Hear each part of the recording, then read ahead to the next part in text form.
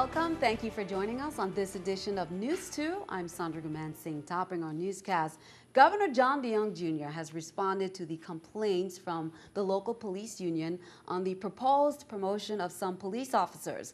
Concerns were raised in November about the process for promoting officers through the ranks of the Virgin Islands Police Department. News 2's April Knight has that story.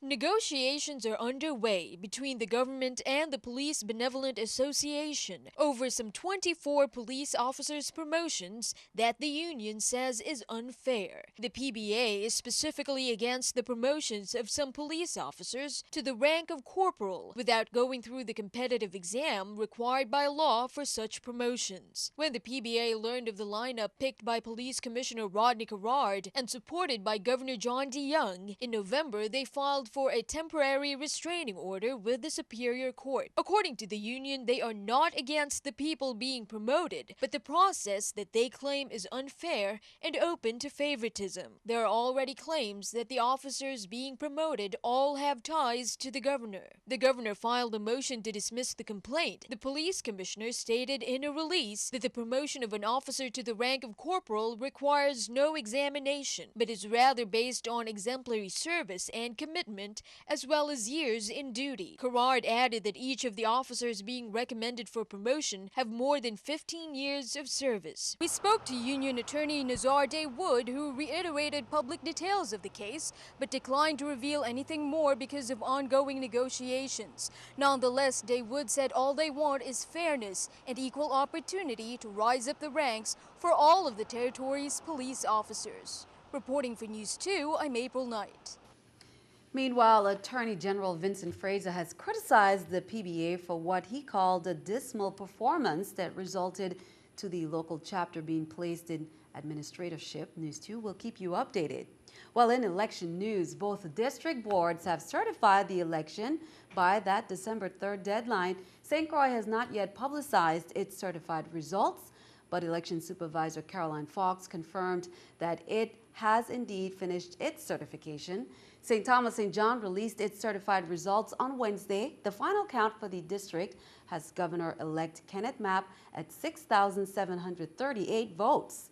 Delegate to Congress Donna Christensen trails at 5,454 votes. That is out of a total of 12,200 votes cast in the district. According to Fox, while both district boards have fulfilled their certification obligations, her office is still finalizing the official results. They should release the certified territorial results by tomorrow, Friday, according to Fox. News 2 will keep you updated. Meanwhile, a recount of the general election began Thursday on St. Croix. Recounts were requested by Senator Diane Capehart and Epiphany Joseph, as well as Senator Alicia Hansen, all unsuccessful candidates in the 2014 general election. The recount is presided over by the district's vice chairperson, Liliana Belardo de Anil. Chairman Adelbert Bryan has expressed opposition to the recount procedures. Although the process started Thursday, there's no definite time frame within which the process will finish. A recount must be done as soon as possible, according to the VI code. A Virgin Islands National Guard unit is participating in an emergency response exercise on St. Croix, and that exercise started today through Friday, December 5th. Vitima said not to be alarmed if you see emergency response vehicles or flashing lights as the 23rd Civil Support Team responds to planned incidents. Motorists are asked to observe safety and road rules when they encounter a grouping of military vehicles or blue response vehicles. The convoy of large or wide vehicles may obstruct visibility if you attempt to pass. The VING 23rd Civil Support Team participates in various proficiency evaluations annually in order to maintain its national certification. Well, according to Caribbean Tourism Organization, VI tourism numbers are going up. Air arrivals during the summer grew by 7.6% from May through September when compared to the same time last year. The CTO usually tracks air arrivals and cruise passengers in the region from January through September. The closest neighbor, the BVI, they saw a 4.8% growth, and Puerto Rico saw a 6.8% rise. Some of the other islands, such as Aruba, Grenada, Cayman Islands, and Dominican Republic, did better. But in general, many of the other islands saw little growth, according to the CTO. Also, the USVI is still among the top cruise destinations, so kudos. Well, every year, the Paradise Jam brings millions of dollars into the Virgin Islands economy as thousands of visitors fill hotel rooms and pump dollars into the coffers of local businesses. The tournament also attracts millions more to the territory via national broadcasts on CBS Sports Network, available in 96 million homes via cable and satellite systems. Last year, basketball travelers began using their new tech system to broaden that reach to a global audience. This year, of course, we're going to bring all 24 games live in HD streams to the world, and there is no better way to do that than with the new tech TriCaster and new tech 3Play. We're going to have this whole area set into a full HD production truck, but just on a couple of tables. So let's start ripping open these boxes and get ready to take all these games to the world. It to the next level as it is integrated social media, which, you know, everybody is doing that, everybody's looking at that. We're able to post pictures, things to Twitter, Facebook, and highlight clips directly to YouTube while we're directing the game, right in the middle of the game. You know, see someplace where you're probably not going to see too often in your life, coming from some Midwestern state. A lot of kids may not have even left the state, but now they're coming to the U.S. Virgin Islands, which is, you know, the paradise of the Caribbean.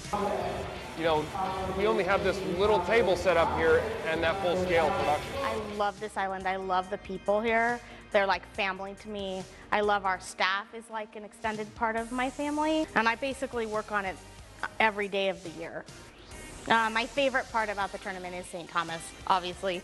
And more importantly, my very favorite part, the biggest blessing I have is the people here, because they're so supportive of us, and it's such a community event, and you really get that feel from the moment that you step on the island. Oh, good job there. First Lady Cecile DeYoung attended the 5th annual Child Advocacy Award dinner that's sponsored by the Child Mind Institute in New York City. That was on November 24th. At the event, Hillary Rodham Clinton was presented with the 2014 Child Advocacy Award, and Dr. Tom Insel received the 2015 Distinguished Scientist Award. Both Governor John P. DeYoung Jr. and Mrs. DeYoung had been invited to the award dinner, but because the governor was unable to attend, Mrs. DeYoung represented the territory. The Child Mind Institute was established in 2009 to provide clinical care, research, and counseling services for children and adolescents living with psychiatric disorders. The award dinner raised over $6.63 million. Well, here are some updates on recently reported missing minors from the VIPD. Police say 16-year-old Kimberly Cook, who was reported missing to the VIPD, was located Wednesday in the Smith Bay area of St. Thomas and turned over to other family members. Meanwhile, Manuel Davis, who was reported missing on November 17th to the VIPD, has also been located. Well, on Friday, December 5th, CAHS is celebrating Pride Day on the track and field, and it's going on from 3:30 until 8. It's an opportunity for the CAHS students to display various talents, social support, and engage in healthy, clean fun by playing games, competing in events, and meeting up with some old friends. Many will be in attendance, many alumni as well. And they also have a Pride Day game, homecoming game, the tackle football game that's going on Saturday, December 6th. And they have a parade as well that begins at 5:30 p.m. They'll travel from CAHS to the Lionel Roberts Stadium. The game begins at 7 p.m. and it's the CAHS Hawks versus Ivana Udorkin Rays. So kudos to CAHS, my alma mater.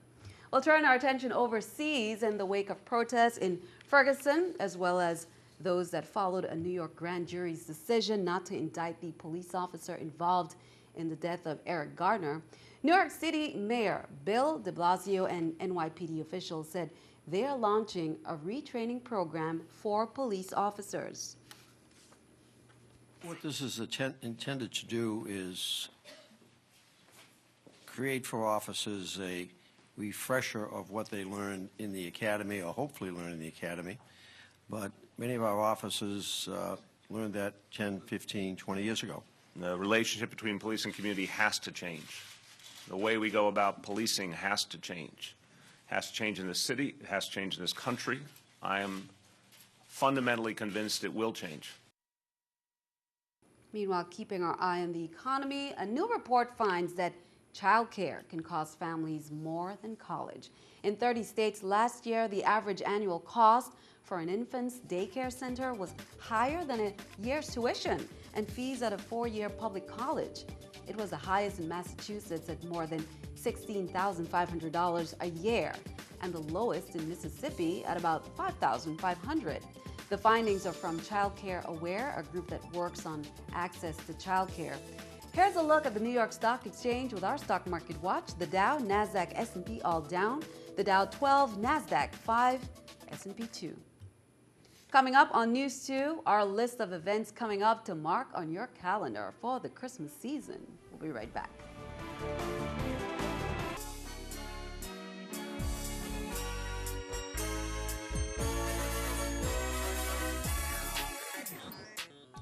Well, 'tis the season. As part of CAHS's homecoming, as we mentioned earlier, more events are planned. Their annual Christmas concert entitled Christmas in Paradise. That's on Sunday, December 7th at the Ruthie Thomas Auditorium, 5:30 p.m. The music department will top off the week's activities in a Christmas concert, which is entitled Christmas in Paradise. You can enjoy the CAHS Jazz Band, Concert Choir, Symphonic Band, Intermediate Band, Ripples on the Lake, Swans on the Lake, and Mellowhawk Steel Orchestra as they put you in the spirit of the season. Now, CAHS students will also distribute over 1,200 cans of non-perishable items that was raised from their annual food drive for Catholic Charities and VI Youth National Guard. Meanwhile, peer educators in UVI's Substance Abuse and HIV/AIDS Prevention Program, they are sponsoring a Holiday Hope Bucket project, which is designed to collect toiletries to be distributed among residents of the territory battling HIV/AIDS. UVI students, faculty, and staff are encouraged to participate. Examples of toiletries needed are deodorant, razors, combs and brushes, soap, and more. You can please drop off the items at the Health Services offices at the Albert Sheen campus and the St. Thomas campus as well. And deliver the items, please, no later than 4:30 p.m. on December 12th. For more information, you can contact Alyssa Ryan at 693-1122. Now, don't forget, on St. Croix Sunny Isle Shopping Center, they're holding their traditional tree lighting ceremony on Saturday, December 6th, 5 p.m. in the courtyard. Entertainment will include DJ Carl Music and Music in Motion as well, JG Management and Word of Life Learning Center. Of course, all the stores will be open with special Christmas deals. Again, that's this Saturday, Sunny Isle at 5 p.m. Meanwhile, Tutu Park Mall reps say they are prepared to light the largest Christmas tree in the VI. Then they can welcome Santa Claus and his helpers and have endless fun at Tutu Park Mall's annual Christmas tree lighting. That's Saturday, December 6th. Entertainment by the St. Thomas Majorettes, the French Dance Academy, and more. You can have your pictures taken with Santa and dance to the music of Red Lion Sounds. Again, that all begins at 6 p.m. Rocking around the Christmas tree, that's what members of the Botanical Garden say you will enjoy on Friday from 6 p.m. at the St. George Village Botanical Garden on St. Croix.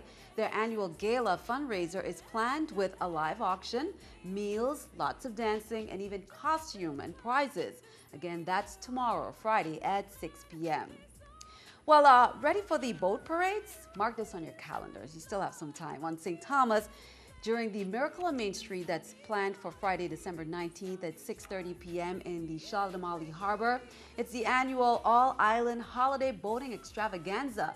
Participants will parade the very best decorated boats along the Shaladamali waterfront. Now in St. Croix, you can also enjoy a boat parade watching beautifully decorated boats sail through Christensen Harbor. The festivities on the Christensen Boardwalk begins at 1 p.m. with a Christmas fiesta of entertainment. Now at sunset, Seabourn Airlines will make their traditional flyby Santa will arrive in the harbor, and the boat parade will start at approximately 6 p.m., followed by a fabulous display of fireworks. To continue the evening's special fun, you can enjoy a harborside dinner and drinks, wander the shops of Christensen, and check out local vendors and music all along the boardwalk. Well, be sure to stick around. Your News 2 AccuWeather forecast is coming up next.